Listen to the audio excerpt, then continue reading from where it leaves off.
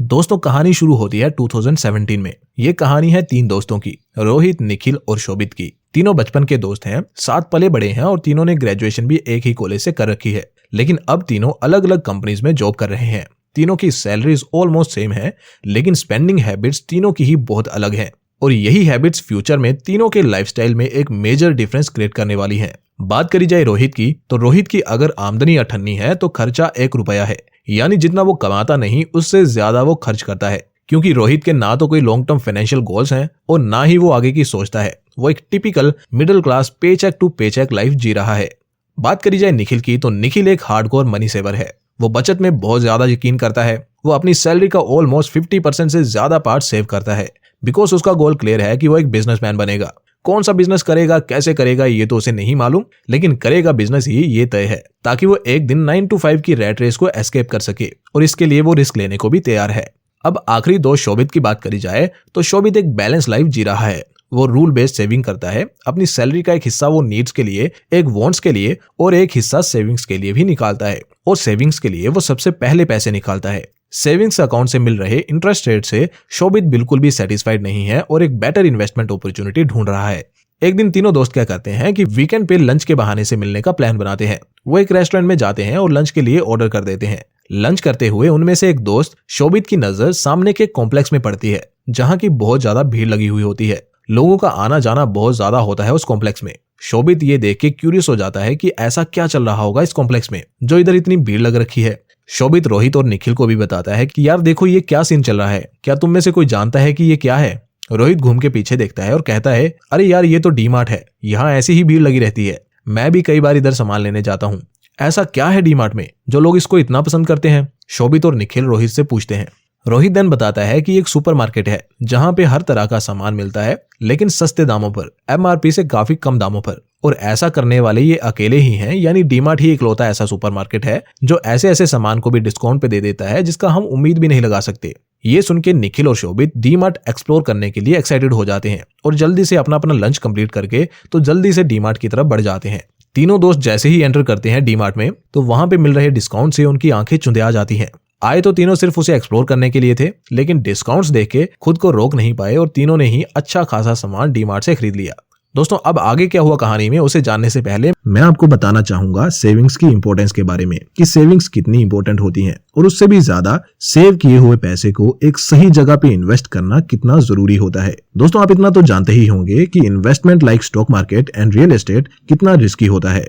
लेकिन कैसा हो अगर मैं आपको कहूं कि एक ऐसा प्लान है जिसमें आपके कैपिटल पे 100% गारंटी मिलेगी। तो दोस्तों, मैं आपको पॉलिसी बाजार पे कैपिटल गारंटी स्कीम के बारे में बताना चाहूंगा। इसमें आपकी जो इन्वेस्टेड कैपिटल होगी, यानी कि जो भी पैसा आपने लगाया होगा, वो 100% सेफ रहेगा। यानी कि मार्केट के गिरने पे भी आपका पैसा सेफ रहेगा। कैपिटल गारंटी प्लान में आप पॉलिसी पूरी होने पे अपने पैसे क्लेम कर सकेंगे और साथ ही आपको अदर बेनिफिट्स भी मिलते हैं इस स्कीम के तहत। जैसे कि आपको इन्वेस्टेड कैपिटल पे मार्केट लिंक रिटर्न्स मिलते हैं, जो कि FD और डेट फंड से हाई रहते हैं। और आपका प्रिंसिपल अमाउंट तो सेफ ही है ऑलरेडी हर सिचुएशन में। उसके साथ ही आपको आपके प्रीमियम पर सेक्शन 80C के तहत टैक्स बेनिफिट भी मिलेंगे। आपका लाइफ टाइम कवर आपके मंथली प्रीमियम का 120 गुना होगा, जो कि पहले दिन से ही शुरू हो जाता है। साथ ही मैच्योरिटी अमाउंट पर भी आपको सेक्शन 10D के तहत टैक्स पे छूट मिलती है, जो कि म्यूचुअल फंड और FD में आपको नहीं मिलती। आपको बस दोस्तों डिस्क्रिप्शन में दिए गए लिंक पर क्लिक करना है, जो कि आपको रीडायरेक्ट कर देगी पॉलिसी बाजार की साइट पर। पॉलिसी बाजार की साइट पर विजिट करने के बाद आपको अलग अलग कंपनीज के प्लान दिखाए जाएंगे।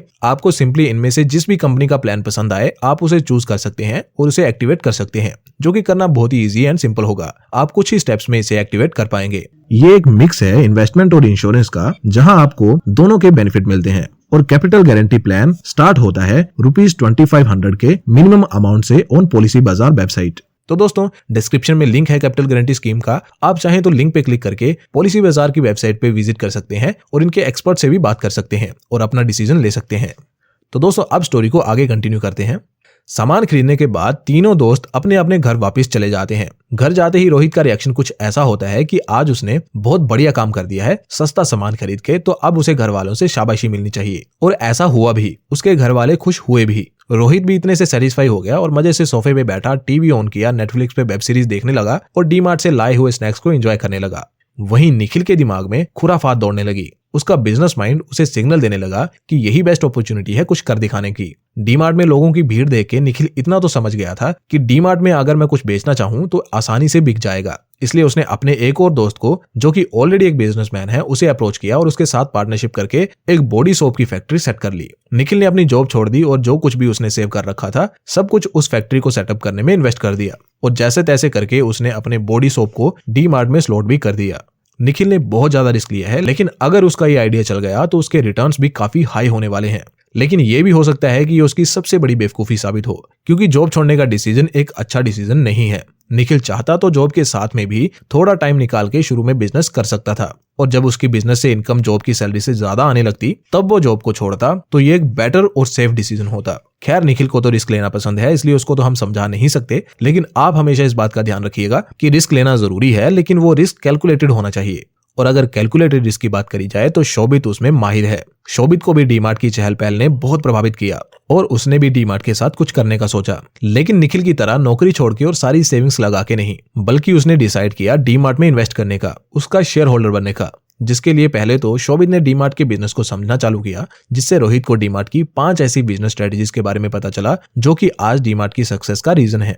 स्ट्रेटेजी नंबर 1 जो शोभित को पता चली वो थी पावर ऑफ कंपाउंडिंग। डीमार्ट के फाउंडर हैं मिस्टर राधाकृष्ण दमानी जी, जो कि एक जाने माने वैल्यू इन्वेस्टर हैं और कंपाउंडिंग की पावर को वो अच्छे से समझते हैं। इसलिए उन्होंने इस कंपाउंडिंग की पावर को डीमार्ट के बिजनेस को ग्रो करने में भी यूज किया और उसे एक सक्सेसफुल बिजनेस बनाया।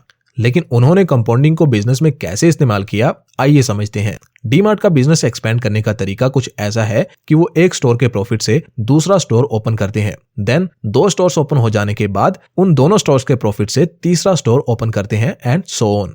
फॉर एग्जाम्पल, मान लो कि डीमार्ट को एक स्टोर खोलने में 100 रुपए की लागत आती है और इस एक स्टोर से 100 रुपए का प्रॉफिट कमाने के लिए डीमार्ट को लगते हैं 5 साल। तो यानी कि दूसरा स्टोर उनका 5 साल बाद खुलेगा। लेकिन जब उनके 2 स्टोर खुल जाएंगे तो 100 रुपए का प्रॉफिट कमाने में अब डीमार्ट को पहले से आधा समय लगेगा, यानी कि अब उनका तीसरा स्टोर 2.5 साल में ही ओपन हो जाएगा। और 3 स्टोर खुलने के बाद अब उनको चौथा स्टोर खोलने के लिए और ज्यादा कम समय लगेगा, और ऐसा होता ही रहेगा।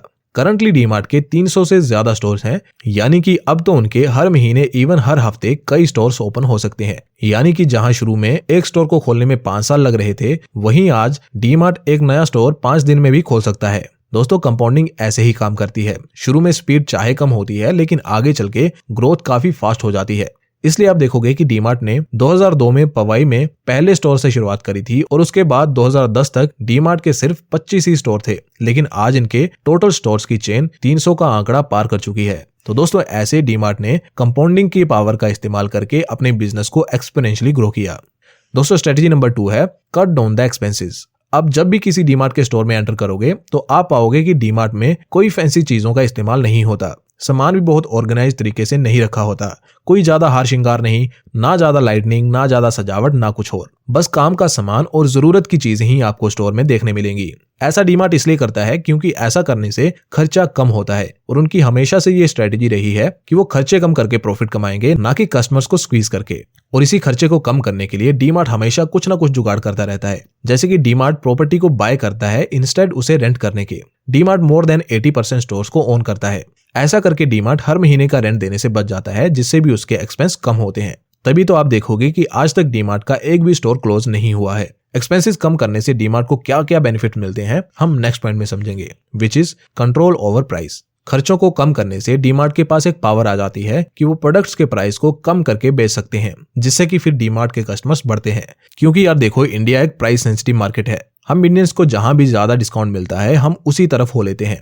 ये बात को डीमार्ट भी अच्छे से समझता है, इसलिए वो हमेशा सामान को डिस्काउंट्स पे सेल करता है। इवन डीमार्ट उन प्रोडक्ट्स पे भी डिस्काउंट दे देता है जिनकी किसी ने उम्मीद भी नहीं लगाई होती। ऐसा करने से डीमार्ट के स्टोर्स हमेशा कस्टमर से फुल रहते हैं और उनके सामान की सेल्स वॉल्यूम भी ऐसा करने से बहुत ज्यादा बढ़ जाती है। तो जब सेल्स वॉल्यूम बढ़ती है तो डीमार्ट सेलर से भी वॉल्यूम में सामान उठाता है, जिस कारण डीमार्ट के पास एक और पावर आ जाती है, और वो है सेलर से नेगोशिएट करने की। अब यार देखो, जब डीमार्ट किसी सेलर से हैवी वॉल्यूम में सामान उठाएगा तो ऑब्वियसली सेलर को डीमार्ट की शर्तें माननी ही पड़ेंगी, क्योंकि वो अगर नहीं मानते हैं डीमार्ट की शर्तें तो हो सकता है कि वो डीमार्ट जैसे जायंट बायर को लूज कर दें, जो कि कोई भी सेलर कभी नहीं चाहेगा। इसलिए सेलर्स नेगोशिएट करने के लिए मान जाते हैं और डीमार्ट को और ज्यादा सस्ते दामों पर प्रोडक्ट्स मिल जाते हैं। साथ ही डीमार्ट का पेमेंट साइकिल सबसे फास्ट है, यानी कि डीमार्ट जब भी सेलर से माल उठाता है तो वो एक हफ्ते के अंदर अंदर ही सेलर्स को उस माल की फुल पेमेंट कर देते हैं, जबकि डीमार्ट के कंपटीटर्स 1 महीना या उससे ज्यादा लेते हैं पेमेंट करने के लिए, जिससे अगेन डीमार्ट को एक्स्ट्रा डिस्काउंट मिल जाता है खरीदे हुए सामान पे। और ऐसे सस्ता सामान खरीद के डीमार्ट और ज्यादा डिस्काउंट देता है और उसकी सेल्स वॉल्यूम और ज्यादा बढ़ती जाती है और ये साइकिल चला रहता है। और ये डीमार्ट की एक बहुत बड़ी कंपटीटिव स्ट्रेंथ भी है, क्योंकि डीमार्ट बोथ हैंड्स के प्राइस को कंट्रोल करके डिस्काउंट देता है, जिससे उसकी सेल्स बढ़ने के साथ साथ प्रॉफिट भी बढ़ता है। जबकि दूसरी कंपनीज अगर डिस्काउंट देती हैं तो उनकी सेल्स तो इंक्रीज होती हैं लेकिन प्रॉफिट कम हो जाता है। इवन कंपनीज डिस्काउंट के चक्कर में कई बार काफी हैवी लॉसेस को भी बेयर करती हैं। लॉस करके 1-2 बार तो डिस्काउंट दिया जा सकता है, लेकिन ऐसा हमेशा करना पॉसिबल नहीं होता, इसलिए यहाँ डीमार्ट सभी कंपटीटर से आगे हो जाता है। दोस्तों नेक्स्ट स्ट्रेटजी है कि डीमार्ट अपने स्टोर्स में रीजनल प्रोडक्ट्स भी सेल करता है। एक तरफ जहां डीमार्ट के कंपटीटर्स सिर्फ नेशनल जो बड़े बड़े ब्रांड होते हैं उन्हीं को सेल करते हैं, वहीं डीमार्ट नेशनल ब्रांड्स को सेल करने के साथ साथ रीजनल ब्रांड्स को भी सेल करता है। जो ब्रांड्स लोकली फेमस होते हैं उन्हें भी सेल करता है, जैसे कि हो सकता है राजस्थान का कोई लोकल प्रोडक्ट हो जो बहुत फेमस हो, या फिर गुजरात का कोई लोकल प्रोडक्ट हो जिसे जनता बहुत पसंद करती हो। तो ऐसे प्रोडक्ट्स को भी डीमार्ट अपने स्टोर में रखता है, जिससे कस्टमर्स को सारा सामान एक ही जगह पे मिल जाता है और उन्हें कहीं और जाने की जरूरत नहीं पड़ती। तो जब एक ही जगह पे सारा सामान मिल जाए और वो भी मार्केट से सस्ते दामों पर मिले तो कोई और कहीं क्यों जाएगा। इसलिए तो आप देखते हो कि डीमार्ट में इतनी ज्यादा भीड़ लगी रहती है। डीमार्ट की इन बिजनेस स्ट्रेटजीज से शोभित बहुत ज्यादा इंप्रेस हुआ और शोभित को इतना तो मालूम पड़ गया था कि डीमार्ट का बिजनेस मॉडल अनबीटेबल है। देन उसने कंपनी के अदर फैक्टर्स जैसे कि वैल्यूएशन एटसेट्रा भी चेक करे, और क्योंकि वो समय था 2017 का, जो कि मैंने वीडियो के शुरू में बताया था कि ये स्टोरी 2017 से स्टार्ट होती है, तो उस समय डीमार्ट नया लिस्ट हुआ था स्टॉक मार्केट पे। और जब शोभित ने इसका वैल्यूएशन चेक किया तो शोभित को ये एक अच्छी डील लगी और उसने अपने सेव किए 1 लाख रुपए डीमार्ट में इन्वेस्ट कर दिए। 2017 से अब तक शोभित को डीमार्ट से 45% के कंपाउंडेड रिटर्न्स मिलते आ रहे हैं, जिससे शोभित के 1 लाख रुपए 6,41,000 रुपए बन चुके हैं, जो कि आई नो सुनने में उतना बड़ा अमाउंट नहीं लग रहा, लेकिन दोस्तों अगर शोभित को इतने ही रिटर्न्स 5 और सालों तक मिलते रहे तो यही 1 लाख रुपए 41 लाख रुपए बन जाएंगे। आप यहाँ देख सकते हो कंपाउंडिंग की पावर। 5 साल में सिर्फ 6 गुना और 10 साल में सीधा 41 गुना। और इतना ही नहीं, इतने रिटर्न से टोटल 20 सालों में शोभित के पैसे 160 गुना हो जाएंगे, यानी कि 1 लाख रुपए 16 करोड़ रुपए बन जाएंगे। लेकिन दोस्तों सवाल यहाँ एक ये भी है कि क्या ऐसा हो पाना पॉसिबल है, यानी कि फ्यूचर में भी इतने सालों तक इतने रिटर्न्स डीमार्ट दे सकता है या फिर नहीं।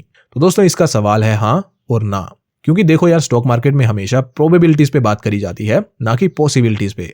अगर मैं या कोई और आपको ऐसा कहता है कि ऐसा होगा ही, यानी कि इतने रिटर्न्स तो आपको पक्का मिल ही जाएंगे स्टॉक से, तो ये एक भ्रामक स्टेटमेंट होगी। डीमार्ट का स्टॉक फ्यूचर में क्या करेगा या क्या नहीं करेगा वो डिपेंड करेगा डीमार्ट के बिजनेस पे, उसकी मैनेजमेंट पे और ऑल्सो वैल्यूएशन पे। हमने इस वीडियो में सिर्फ डीमार्ट के बिजनेस को स्टडी किया है और मेरे ओपिनियन में डीमार्ट का बिजनेस बहुत ही ब्रिलियंट है, लेकिन पैसे इन्वेस्ट करने से पहले बिजनेस के अलावा अदर फैक्टर्स को भी देखना जरूरी होता है। इसलिए इन्वेस्ट करने से पहले बैठ के अच्छे से डीमार्ट या किसी भी और शेयर को एनालाइज जरूर करें। विदाउट खुद के प्रॉपर एनालिसिस के कभी इन्वेस्ट ना करें। तो दोस्तों यही था आज की वीडियो में। उम्मीद करता हूँ आज का ये सेशन आपको पसंद आया होगा और आपने कुछ नया सीखा होगा इस वीडियो से। अगर हाँ तो इस वीडियो को लाइक जरूर करें और ऐसी ही और वीडियोस को फर्दर देखने के लिए चैनल को भी सब्सक्राइब करें। और साथ ही दोस्तों डिस्क्रिप्शन में दिए लिंक पे क्लिक करके कैपिटल गारंटी स्कीम का बेनिफिट भी जरूर उठाएं।